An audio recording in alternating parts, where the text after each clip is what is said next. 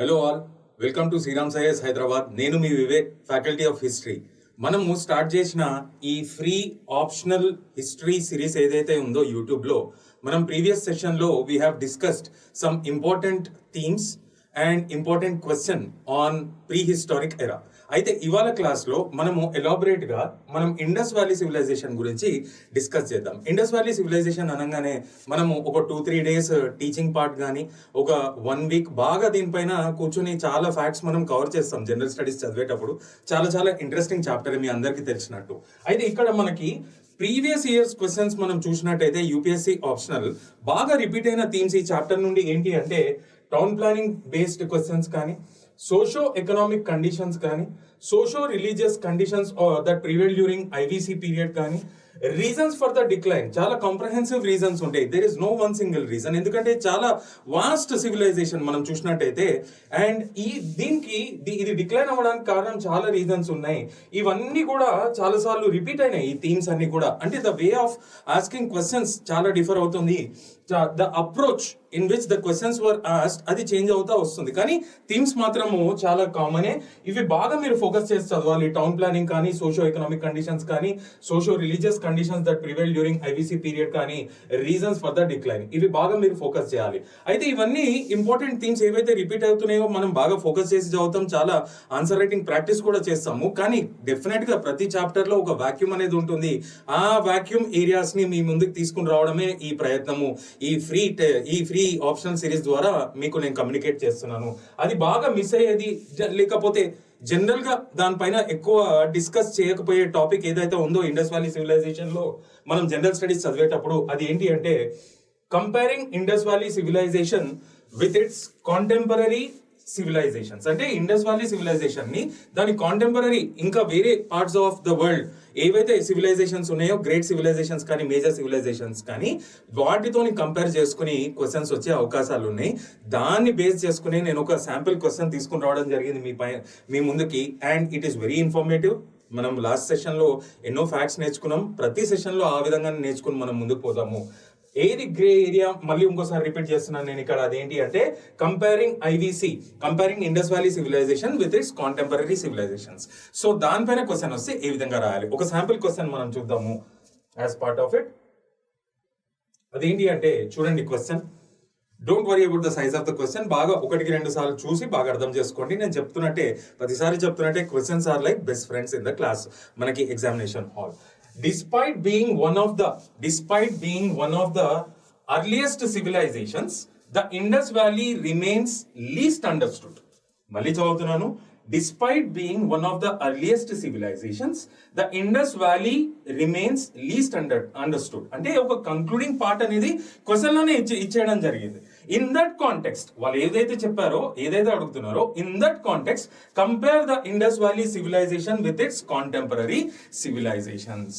So ఇక్కడ conclusion అనేది question తయారు చేసిన వాళ్ళే ఇవ్వడం జరిగింది. సో ఈ స్టేట్మెంట్ ని డైరెక్ట్ గా మనం కంక్లూడింగ్ పార్ట్ లో వాడుకోవచ్చు. అండ్ ఇక్కడ అసలు మనం బాడీ పార్ట్ లో ఫోకస్ చేయాల్సింది ఏంటి అంటే in that context compare the Indus valley civilization with its contemporary civilization. So ఇది 20 మార్కర్ క్వశ్చన్. ఒక 280 వర్డ్స్ దాకా రాయొచ్చు. చాలా అద్భుతంగా రాయొచ్చు. ఫ్యాక్ట్స్ బేస్ చేసుకుని రాయొచ్చు. అది ఏ విధంగా అనేది మనం చూద్దాం. సో ఈ క్వశ్చన్ ఒకవేళ వచ్చినట్టయితే, లేకపోతే డిఫరెంట్ ఫామ్ లో వచ్చినట్టయితే, how to start writing an answer. Let us start with the introduction part.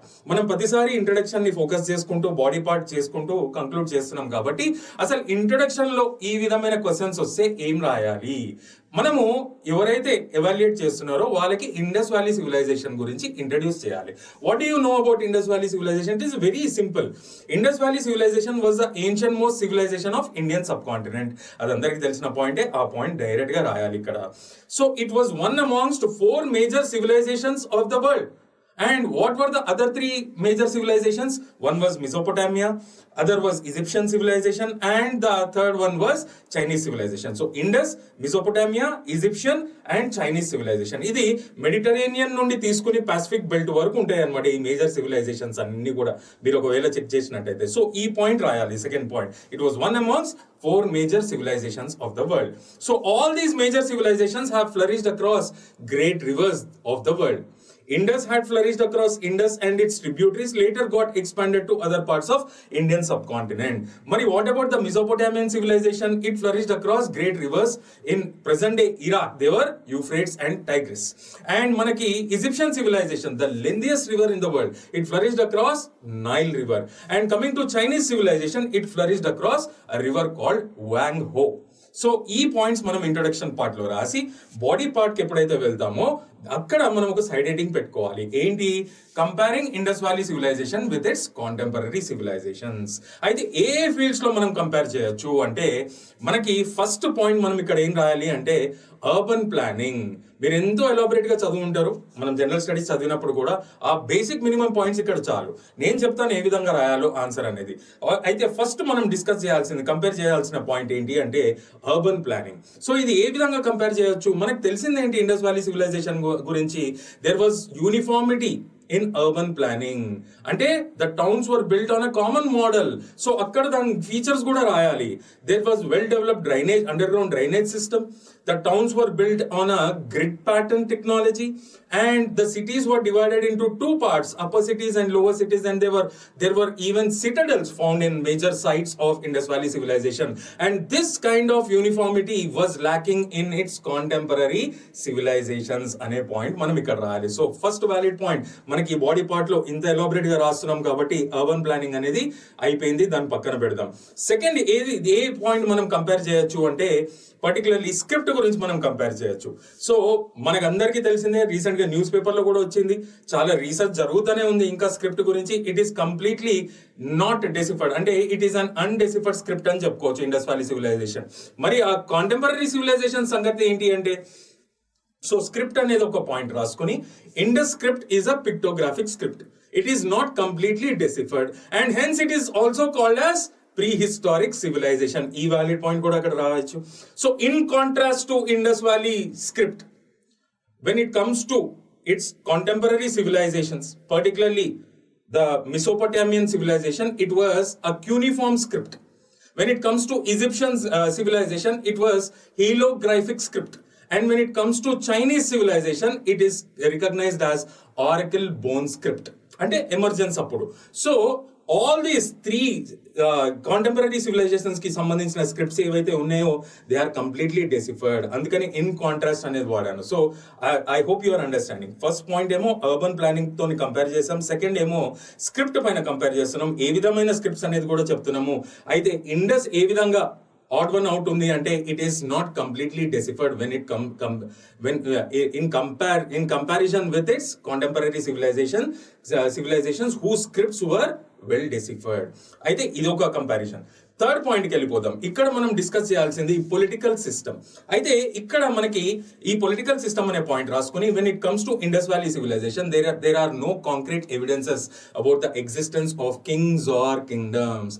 In contrast to this, when it comes to its contemporary civilizations there are evidences about the existence of kings and kingdoms. Yes, it is a fact. So third valid point కూడా మనం నేర్చేసుకున్నాం. ఈ మూడు points పైన మనం compare చేస్తున్నాం. మళ్ళీ ఇంకోసారి చూద్దాం ఏంటి అదే urban planning, script and political system.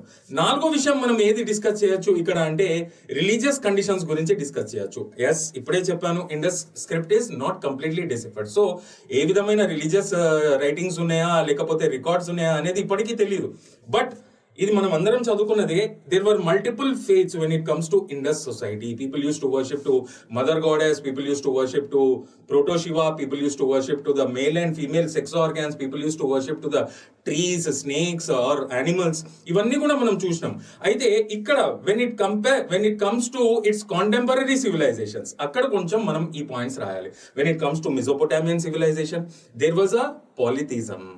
Okay, there was a polytheism. And when it comes to Egyptian civilization, there was even the polytheism had existed, and people believed in afterlife faith. You know this pyramids and all, that point also you have to write there. When it comes to Chinese civilization, people used to believe in nature spirits or worshipping to the ancestors. That was their tradition.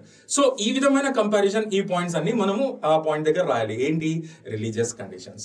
ఇంకో point మనం దేనిపైన compare చేయొచ్చు అంటే decline పైన compare చేయొచ్చు. When it comes to declining of the major civilizations మనం చూసినట్టయితే there were comprehensively many reasons responsible for the decline of Indus. ఏంటి అనేది ఒక షార్ట్ గా స్వీట్ గా రాయాలి. ఏంటి అది? Aryan invasion was one reason, second flooding was another reason, catastrophic floods another reason, changing of river course was another reason, drying up of river beds was another reason, and ecological imbalance was another reason. So all these reasons put together we can compile together to understand the actual cause for the decline of Indus. There is no one single reason. When it comes to its contemporary civilization, Mesopotamia తీసుకుందాము, and there was also ecological imbalance and invasions were also responsible for the decline of Indus, మన Mesopotamian civilization. When it comes to Egyptian civilization, particularly మనం చూసినట్టయితే foreign invasions were responsible and internal disturbances were responsible. When it comes to Chinese civilization, ఇది decline అని చెప్పకూడదు, కానీ there was transition from one dynasty to other dynasty. So మనం urban planning పైన compare చేసాం, script పైన కంపేర్ చేసాం, political system పైన కంపేర్ చేసాం, రిలీజియస్ కండిషన్స్ గురించి మనం తెలుసుకున్నాము, అండ్ డిక్లైన్ గురించి కూడా తెలుసుకున్నాం. ఫైనలీ మనం ట్రేడ్ గురించి కూడా ఒక సింపుల్ పాయింట్ మనం రాస్తే చాలా బాగుంటుంది answer. Indus people had commercial and cultural ties with rest of the world. చాలా సివిలైజేషన్స్ ఉండేవి కాంటెంపరీ, మేజర్ సివిలైజేషన్స్ ఉన్నాయి, మైనర్ సివిలైజేషన్స్ కూడా ఉన్నాయి. మైనర్ సివిలైజేషన్స్ వచ్చి మనకి గ్రీస్లో కానీ, టర్కీలో కానీ, పర్షియాలో కానీ కనిపిస్తూ ఉంటాయి. So Indus people had commercial and cultural contacts with rest of the world and in particular with Mesopotamians. It is undoubtedly a right fact. So ఈ పాయింట్ కూడా రాసేసి let us go into the conclusion part. Introduction అయిపోయింది, body part అయిపోయింది. ఇప్పుడు మనం ఏ విధంగా conclude చేయాలి? ఈ క్వశ్చన్ నే యూజ్ చేసుకుందాం. ఏమంటున్నారు క్వశ్చన్ లో? Despite being one of the earliest civilizations, the Indus Valley remains the least understood. ఈ పాయింట్ నే మనం వాడుకుందాం. Looking at the above points, looking at the conclusion లో ఏం రాయలేదని చెప్తున్నాను. Looking at the above points, we can conclude that Indus, though it was one amongst earliest civilizations of the world, it is least understood because ఇక్కడ మనం కొంచెము తెలివి use చేసి దాన్ని continue చేయాలన్నమాట. Because its script is not deciphered completely. If it is deciphered completely, we get to know about more the insights of this great civilization of Indian subcontinent. That's it. Full stop anamata. So 20 marker question. Chala baga practice cheyandi. I hope you have learnt wonderful facts in this session also. Vivek signing off. Thank you so much.